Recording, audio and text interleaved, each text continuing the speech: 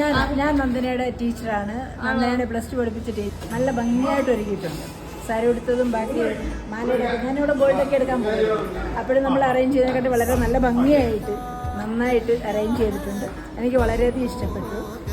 ഇനി ആർക്കെങ്കിലും ഉണ്ടെങ്കിൽ തന്നെ ഞാൻ നിങ്ങളെ നന്ദനയുടെ അഡ്രസ്സ്